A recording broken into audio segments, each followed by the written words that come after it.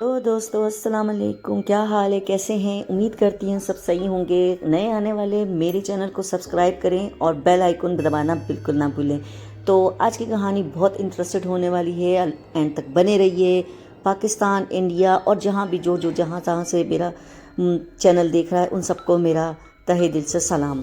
اب میں چلتی ہوں کہانی کی طرف، جو ہمیں پنجاب کے ایک گاؤں کے ایک لڑکے نے بھیجی ہے۔ وہ لڑکا کہتا ہے کہ ہمارے گاؤں کی یہ ایک سچی کہانی ہے۔ پنجاب کا، ہمارے پاکستان پنجاب اور انڈیا پنجاب جو ہے یہ آپس میں ملے ہوئے ہیں، چونکہ سب کا ایک آپ کو پتہ ہے کہ ایک بارڈر کھینچا ہوا ہے۔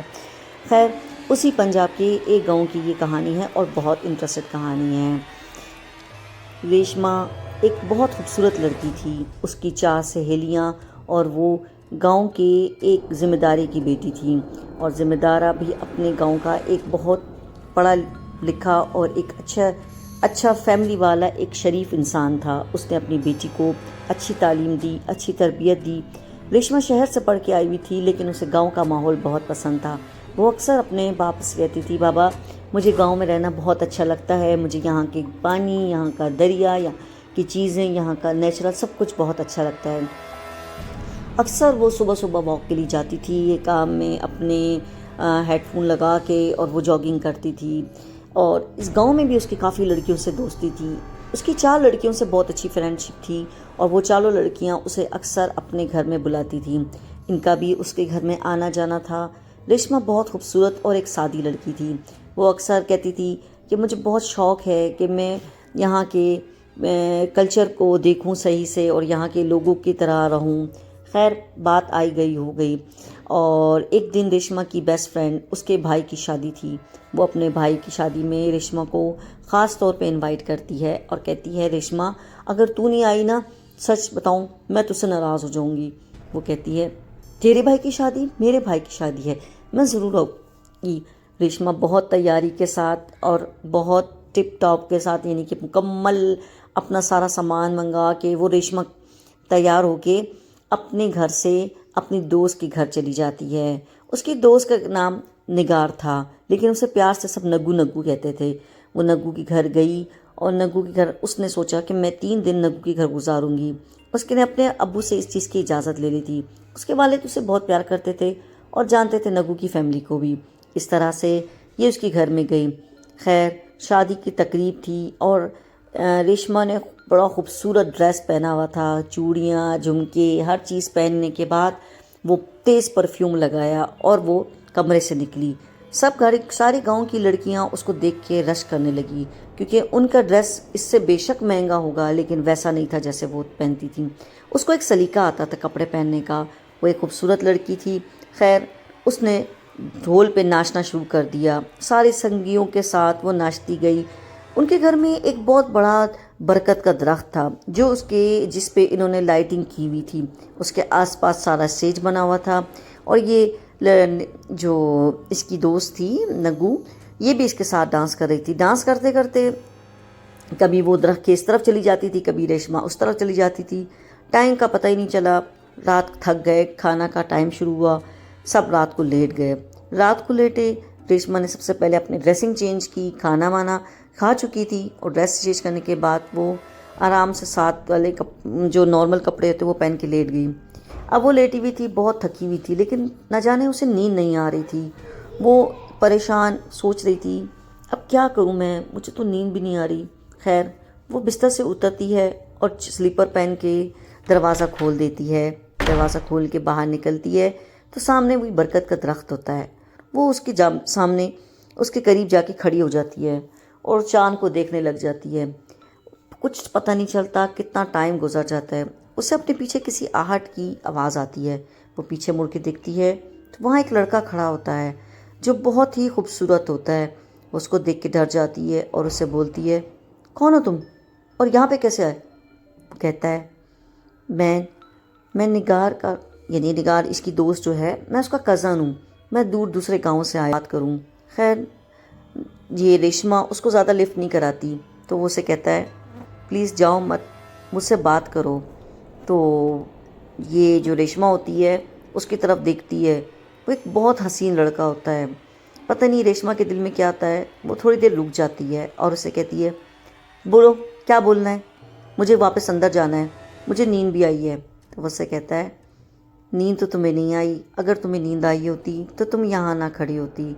خیر ریشما اس کی بات کو اگنور کر کے گھر کے اندر چلی جاتی ہے۔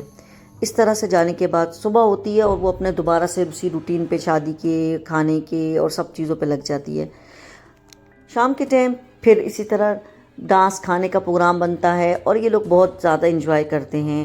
رات ہوتی ہے، اسی طرح ڈانس ہوتے ہیں۔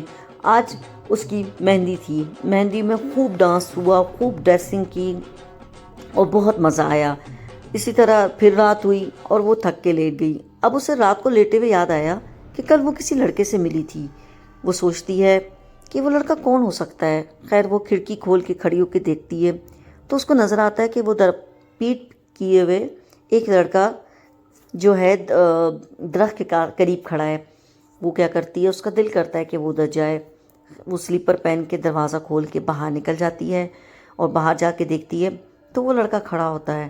وہ لڑکا اس کو دیکھ کے کہتا ہے مجھے پتا تھا تم ضرور آؤ گی، اور یہ کہہ کے وہ خاموش ہو جاتا ہے۔ ریشما اس کو دیکھ کے کہتی ہے ایسی کوئی بات نہیں ہے، میں تو ایسی آئی، مجھے تو نیند نہیں آ رہی تھی۔ وہ کہتا ہے تم جو کہہ رہی ہو شاید تم سچ کہہ رہی ہو، لیکن مجھے یقین نہیں آ رہا۔ خیر دونوں میں انڈرسٹینڈنگ ہو جاتی ہے، بات چیت ہوتے ہوتے ٹائم بہت نکل جاتا ہے۔ صبح کے ٹائم ریشما اسے کہتی ہے اب میں چلتی ہوں۔ تو وہ لڑکا کہتا ہے کل کب آؤ گی؟ تو وہ کہتی ہے کہ دیکھوں گی۔ تو وہ کہتا ہے اسی ٹائم روز آیا کر، میں تم سے بات کرنا چاہتا ہوں۔ خیر اس طرح ان دونوں میں دوستی ہو جاتی ہے اور یہ بات ریشما کسی کو نہیں بتاتی۔ اب شادی کی تقریبیں ختم ہو جاتی ہیں اور ریشما اپنے سارا سب کچھ اپنا سامان لے کے واپس اپنے گھر چلی جاتی ہے۔ اب وہ سوچتی ہے کہ میں کس طرح اس سے بات کروں گی۔ یہ لڑکا زاہد نام کا ہوتا ہے۔ یہ لڑکی کہتی ہے زاہد میں تم سے کیسے ملوں؟ وہ کہتا ہے مجھے اپنے گھر کا ایڈریس پتہ ہے، تم مجھے بتاؤ۔ خیر وہ لڑکی اس کو بتا دیتی ہے اور وہ اسے ملنے کے لیے ایک جگہ مقرر کر دیتے ہیں۔ اس طرح ٹائم گزرتا رہتا ہے اور ان کی ملاقاتیں بڑھتی رہتی ہیں۔ آج تک زاہد نے کبھی اسے انگلی بھی نہیں لگائی تھی، یعنی کہ اس کے کبھی کوئی غلط حرکت نہیں کی تھی جس سے اس ریشما کے دل میں اس کے لیے کوئی بات ہوتی ہے۔ ریشما یہ سب چیزیں دیکھتی ہے، اس کے دل میں اس کی محبت بڑھ جاتی ہے۔ ایک دن وہ اسی طرح بات کر رہی ہوتی ہے کہ اس کے ابو جو کسی کام سے باہر نکلے تھے وہ اپنی بیٹی کو دیکھ لیتے ہیں۔ وہ اپنی بیٹی کو آواز لگاتے ہیں ریشما ریشما۔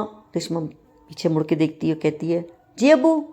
تو وہ ڈر جاتی ہے اور ایک دم سے بھاگتی ہوئے ابو کے پاس آتی ہے۔ اس کے ابو کہتے ہیں یہاں کیا کر رہی ہے اس وقت؟ تو ریشما ڈر جاتی ہے، وہ کہتی ہے کچھ نہیں ابو، میں ایسے یہاں پہ بیٹھی ہوئی تھی۔ تو وہ ریشما دلی میں سوچتی ہے کہیں وہ زاہد کو نہ دیکھ لے، ایسا نہ ہو میرے لیے مسئلہ بن جائے۔ خیر اس کے ابو سے کہتے ہیں اندر جاؤ، اس ٹائم باہر مت آیا کرو۔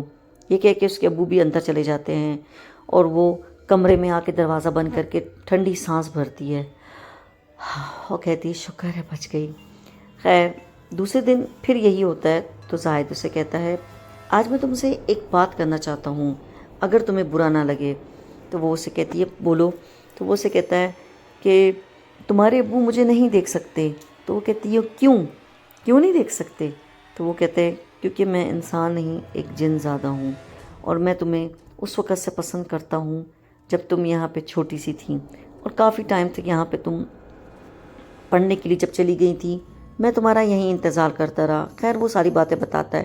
ریشما بہت ڈر جاتی ہے اور اس کی آنکھیں پھٹی کی پھٹی رہ جاتی ہے، کیونکہ وہ جس کو انسان سمجھ رہی تھی وہ ایک جن زادہ تھا۔ وہ بھاگنے کی کوشش کرتی ہے لیکن اس کے پاؤں جام ہو جاتے ہیں اور وہ بھاگ نہیں پاتی ہے۔ وہ اسے کہتا ہے ڈرو مت، اگر مجھے نقصان پہنچانا ہوتا میں پہلے دن ہی پہنچا دیتا۔ میں بہت تم سے پیار کرتا ہوں، میں جنوں کا سردار کا بیٹا ہوں، میری طرف سے تمہیں کبھی کوئی تکلیف نہیں ہوگی، میں تمہیں ہر طرح سے خوش رکھوں گا۔ خیر یہ لڑکی ریشما پہلے ہی بہت ڈر ہوئی ہوتی ہے۔ وہ گھر جاتی ہے اور گھر میں کسی سے کچھ بھی نہیں کہتی۔ پورا دن وہ یہ سوچتی رہتی ہے کہ ایک انسان اور ایک جن کا کیا ملاپ ہو سکتا ہے۔ وہ یہ بات کسی کو بتاتی بھی نہیں ہے، اور پھر اس کے دل میں خیال آیا کہ وہ یہ بات اپنی ماں کو بتائے۔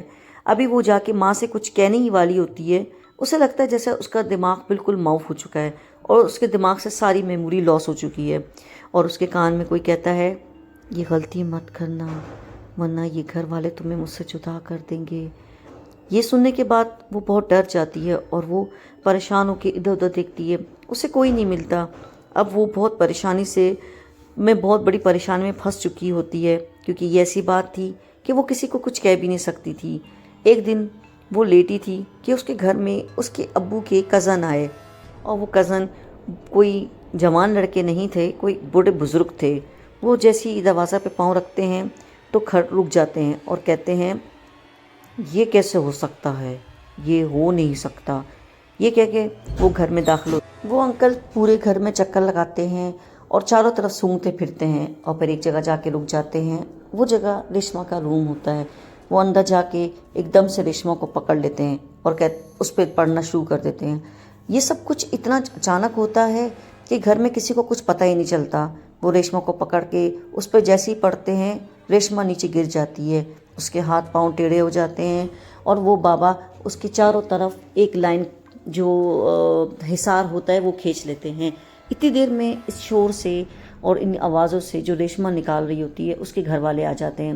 اس کا باپ یہ دیکھ کے ڈر جاتا ہے کہ یہ سب کیا ہوا۔ وہ اپنے کزن کو بھی پہچان لیتا ہے کہ وہ روحانی تعلقات ان سے تھے۔ اس کی بیٹی جو ریشما ہوتی ہے، اس کے ہاتھ پاؤں ٹیڑھے ہوں، میں اسے نہیں چھوڑ سکتا، میں 5 سال کی عمر سے کے ساتھ ہوں۔ وہ آدمی کہتے ہیں، جو بابا بزرگ ہوتے ہیں، وہ کہتے ہیں تمہارا اس کا ملاپ نہیں ہو سکتا، تم چلے جاؤ ادھر سے، تمہارا کچھ بھی نہیں ہوگا، میں قسم دیتا ہوں کہ تمہیں کچھ بھی تکلیف نہیں دوں گا۔ تو وہ بزرگ اس کو کہتے ہیں، جن اس کہتے ہیں کہ میں اس کے ساتھ کبھی بھی اس کو نہیں نقصان پہنچا سکتا، میں اس سے شادی کرنا چاہتا ہوں۔ خیر یہ بابا اس کو بہت دھمکاتے ہیں اور اسے کہتے ہیں میں تمہارے والدین سے بات کرتا ہوں۔ اتنا سننا تھا کہ وہ لڑکا جو جن زیادہ ہوتا ہے وہ ڈر جاتا ہے کہ اس کا باپ ایک سردار ہوتا ہے، اور یہ اس کے باپ کے ذریعے اس بیٹے کو منع کر سکتے تھے۔ یہ ساری بات طے ہو جاتی ہے اور یہ بزرگ اس کے ماں باپ سے بھی کانٹیکٹ کر کے ساری بات کرتے ہیں۔ اس کے ماں باپ اپنے بیٹے کو لے جاتے ہیں اور اس کو قسم دیتے ہیں کہ آج کے بعد ہمارا بیٹا آپ کی اس بھانجی پر نہیں آئے گا، اور یہ بات اسی جگہ ختم کر دیں، آپ سے ہمارے جو بھی نقصان ہوا ہے وہ ہم بھر دیں گے۔ یہ لڑکی اسی طرح گر جاتی ہے ریشما، اور جب اٹھتی ہے تو اسے کچھ پتہ ہی نہیں ہوتا، اسے صرف اتنا یاد ہوتا ہے کہ وہ بھائی کا اپنے نگو کی بھائی کی شادی میں ناچ رہی تھی۔ اس کے بعد اس کے ساتھ کیا ہوا وہ کچھ نہیں جانتی۔ یہ ساری ڈیٹیل اس کے باپ اور اس کی ماں جو کہ ریشما کے گھر والے تھے سب سن لیتے ہیں، اور وہ جب بے ہوش ہوتی ہے تو اس کے بزرگ کہتے ہیں کہ اس کو آرام کرنے دو، یہ بہت بڑی تکلیف سے گزری ہے۔ خیر معاملہ ختم ہو جاتا ہے اور اس کے ماں باپ کو پہلی دفعہ پتہ چلتا ہے کہ ان کی بیٹی آصف زادہ تھی۔